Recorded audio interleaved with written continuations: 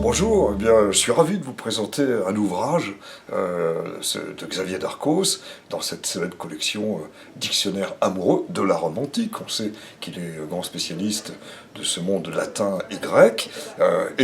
Pour moi, c'est un régal parce que ce dictionnaire comporte énormément, évidemment, d'éléments correspondant à des personnages de la Rome antique, mais aussi à des mots. Et dans les mots, il y a notamment les expressions latines. Alors, c'est presque un retour, d'ailleurs, un développement extraordinaire des pages roses du Petit Larousse de 1905. Ces pages roses qui existaient déjà d'ailleurs en 1856 quand Larousse annonçait son nouveau dictionnaire de la langue française.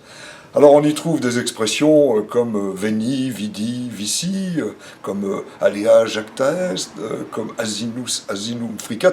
Les deux dernières me réjouissent parce qu'elles étaient prononcées par mon père à mon égard parfois, et alea jacta est, c'est quelque chose qu'on entend assez souvent. Alors de quoi s'agit-il? Alea jacta est, d'abord il faut retenir que le mot aléa existe en langue française avec un accent aigu, qu'il est attesté en 1852 et qui désigne ce qu'en latin il désignait, c'est-à-dire le hasard, le jeu de dés au départ, donc quelque chose qui est incertain. Les aléas de l'existence, il y a même l'aléa numérique, donc on voit que ces mots latins ont vraiment un avenir aussi numérique.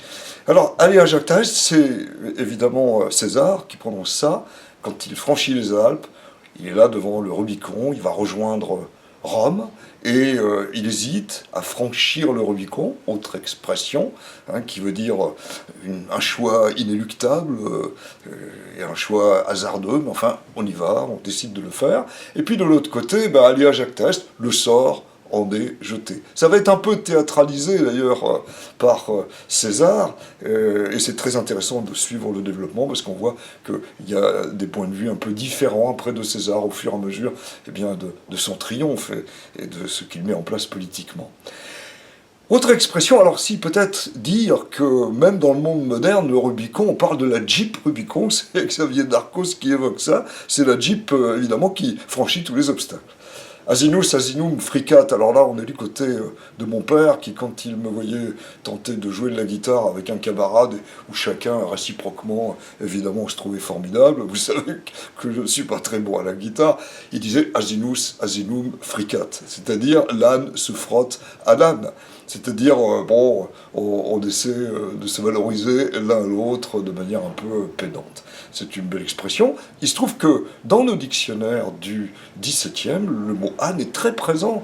Par exemple, avec le pontosane, ce sont les premiers éléments, le cinquième élément d'Euclide. Il faut franchir ça, c'est paraît-il très facile. Et à partir de là, le pontosane, c'est le moins qu'on puisse faire. Et puis, il y a eu d'autres expressions, avec notamment on ne fait pas boire un âne qui n'a pas soif. C'est-à-dire, pédagogiquement, on ne peut pas pousser quelqu'un à apprendre s'il n'en a pas envie. Et ben voilà, là, véritablement, on a envie d'apprendre et on nous fait boire avec grand plaisir toutes ces expressions sur lesquelles on va revenir forcément.